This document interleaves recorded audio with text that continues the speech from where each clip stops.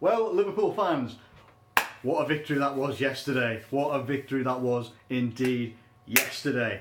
Absolutely fantastic stuff. And there were so many different factors of that game that made it so good for me that I'm going to try and cover them all. I'm going to try and cover them all in this video. Don't know how long this video will be. Hopefully under 10 minutes if I can do that. But yeah, there's so many good things about that game yesterday that were absolutely fantastic. Now, if you're liking these videos so far, please do hit that subscribe button. That'd be absolutely fantastic. And hit the like button if you could do as well. So, Liverpool beat West Ham at Anfield 4-1.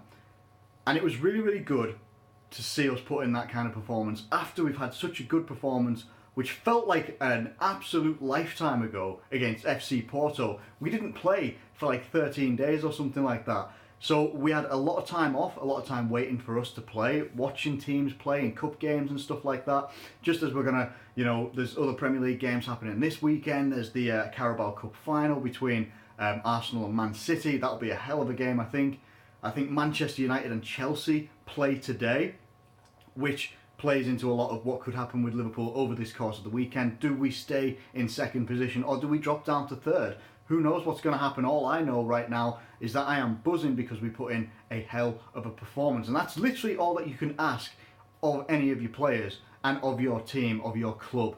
It was absolutely fantastic. So let's kick it off right from the start. I thought that right from the beginning, I actually thought that we were under quite a bit of pressure. It did look very much like a 50-50 game. You saw the threat that Arnautovic can cause. And that shot that he had, that Karius literally like fingertips of the glove, probably not even his actual fingertips, it was the fingertips of the glove, tips it and it hits the bar and it bounces back down, doesn't go in. If he doesn't get at least a fingertip touch, a glance to that ball, that hits the bar and that's in. That's just my opinion. I'm looking at the flight of the ball when I've seen the replay of it and stuff like that, slowed it down as much as you can. That is going in, and that was a brilliant, exceptional save by Karius. But what it also highlighted was, at that point, maybe the defence wasn't as set as it should have been. You know, they were kind of pressing maybe a little bit too high up the pitch, in my opinion. That's just my opinion, you know, as the beginning was going on. The first 20 minutes or so could have gone either way. It was swinging either way, because Salah hit the post as well. So it looked like it was going to be a very, very tough game, which, in my preview, is exactly what I was expecting. I was expecting us to have a very tough game, and that first 45 minutes was a very tough half. It really, really was. It was difficult to watch at times, but we managed to get through it, and we managed to get a goal as well, and it was a very, very good goal. I'm actually trying to remember right now who scored it. I really am. That's quite bad. I'm pretty sure it was Salah. Was it Salah? No, it wasn't Salah. No, it was Emre Can. Emre Can scored our first goal. Apologies for that one. And we had a series of crosses, a series of corners and stuff like that coming in as well. And it just eventually started to look like we were starting to bombard them a little bit in that area. And once, you know, of all the people that are in our box, I didn't think it would have been Emre Can getting on the end of it with a header. But it was a very, very good header right down to the bottom left-hand corner. And it was a very, very good goal. And it sort of didn't relax me, but it gave me a little bit of like, all right, cool, we can build on this. We can go forward and we can just, you know, let's just carry on and do what we can. Let's hopefully we can maybe get another goal is what I was hoping for. I did predict that we were going to do, I think, a 3-1 victory is what I predicted. Almost, we went one better. So then we get into the, you know, it gets to half time and I'm thinking, right, okay, it's 1-0. We've got to come out in the second half, kind of do similar things of what we were doing in the first half, but better. So, you know, defence was okay, could be a little bit better, a bit more solid, covering each other. You know, Karius had a very good game overall, I've got to say. Defence overall had a good game, apart from, we'll get onto the West Ham goal later on. But I just thought that we were looking very good. We were looking clinical as well, and no more so than the two goals that followed for Liverpool, which was Salah slotting it right nicely, like a nice low-driven shot into the right-hand bottom corner, and then there was literally just a ball over the top. So I can't remember who they got the assist on it. Might have been Emre Can, might not have been, but someone in the midfield. It's not like this was like a hoofed one from our defence. It was like we were in their half. He was turning back towards the halfway line, but decides to clip one over. Their defence is pushed too far up Firmino has gone right. He was right on the line, and he got in behind. Manages to get the ball as well. Adrian is rushing out. I think you've got Pablo Zabaleta is also trying to get back as well. Adrian comes running out. Firmino nicks the ball off his glove practically. Zabaleta falls over Adrian, and Firmino gives it the old no look.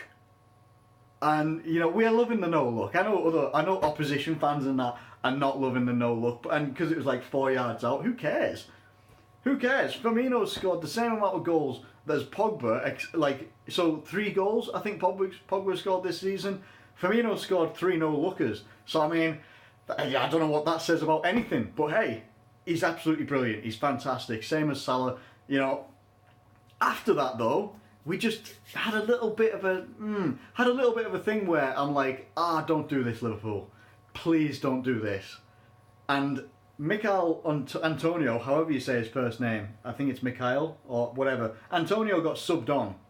Okay, we're 3-0 up and we're absolutely buzzing. We're like, yes, it's going to be like FC Porto all over again. And then all of a sudden, he gets given the ball.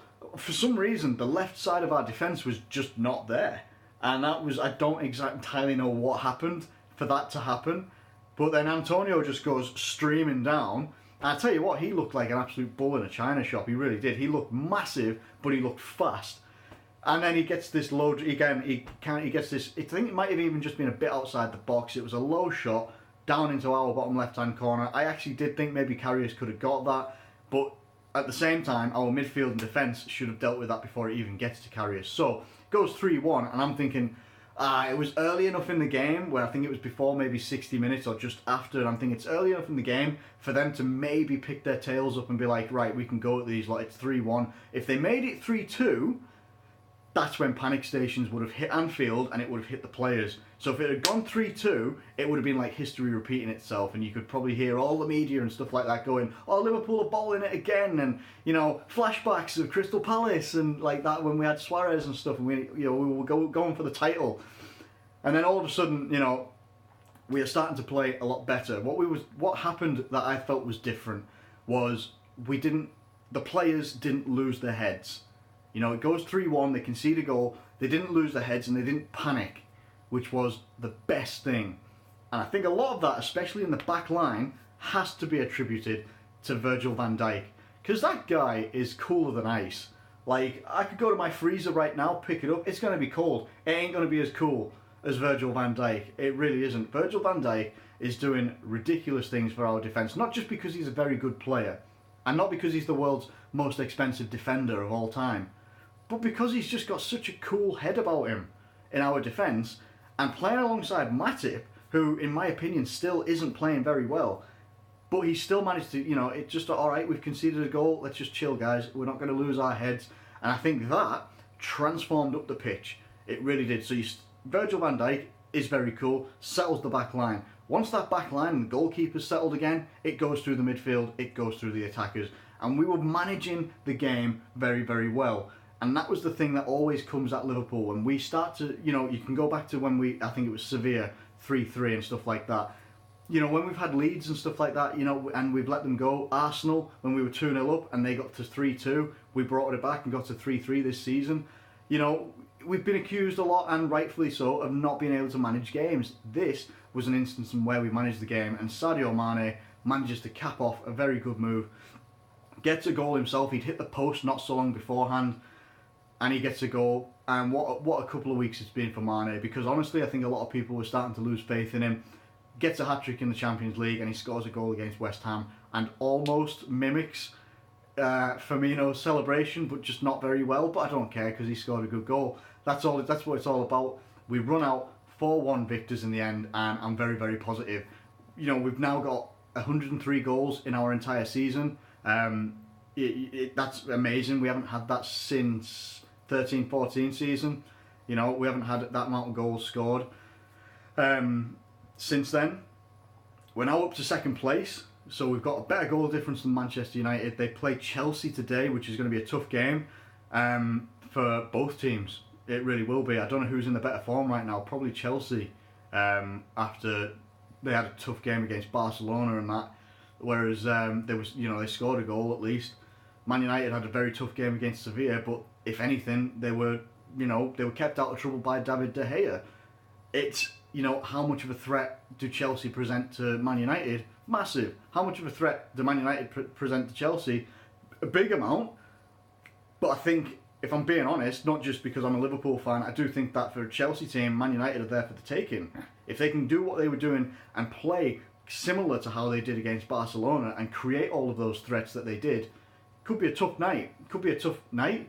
Tough afternoon. Could be a tough afternoon for Man United, and that could play into our hands. I don't know. I think actually a draw would probably be the best result, to be fair, because it keeps Chelsea further away from us, and then it also means that we'd still, we would still be second in the league if Man United, draw.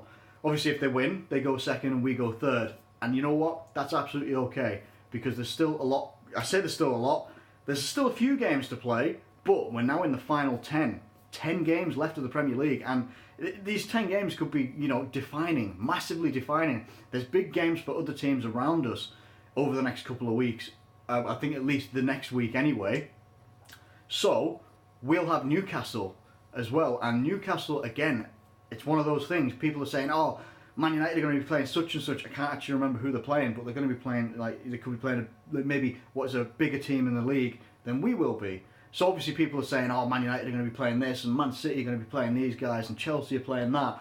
Liverpool playing Newcastle, so that should be, another 3 points in the bag. And I'm like, haha, hold on a second, because the problem with Liverpool and sometimes us as fans is when we get to that point where we're like, yeah, we're getting to the end running, we're second in the league, we've just beat West Ham 4-1, FC Porto 5-0, we're doing well in the Champions League, we're second in the league.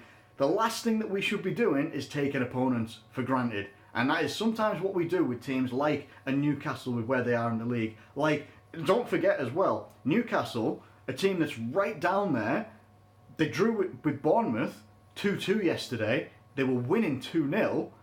But this is the same team that went and beat Man United 1-0. Okay? They have the potential in there, and especially with the Rafa Benitez side, he's going to want to come back against Liverpool. He's going to want to come back and win. He's going to want to come back and pick up as many points as he wants. The problem that you've got when we come against games like Newcastle is we sometimes then start to expect that we're going to pick up the points because we're playing well. That's something that we fell into when we played against Swansea in the league, when we played against West Brom in the Cup, and we lost both of them.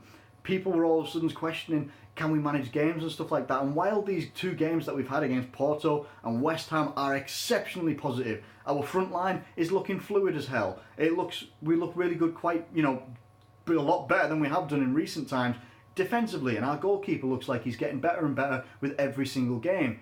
We still can't take things for granted and then just expect that we're going to pick up points against teams that are lower than us. We've still got to put in the hard work, put in the hard graft, and make sure we go there seriously and attack them, make sure that we play our game and be solid as well. If we go and do that, we pick up the 3 points, excellent, we move on to the next game. But let's not start getting complacent and expecting that we're just going to pick up points because we're Liverpool and we're playing well right now. We've got to put in the hard miles, the hard graft, right up until the end of the season, and fingers crossed we can be in that top 3, top 4. That would be amazing. Anyway, I'm out of here. I've taken over 10 minutes. Apologies for that, but still, I hope you've stuck with it and you've enjoyed the video. If so, do like the video and subscribe if you're new around here. Get your comments in the comments box below if you please. That'd be awesome. Love having discussions with you guys down there, so that'd be excellent if you can do that for me. Thank you ever so much for watching, as always, and I will catch you later.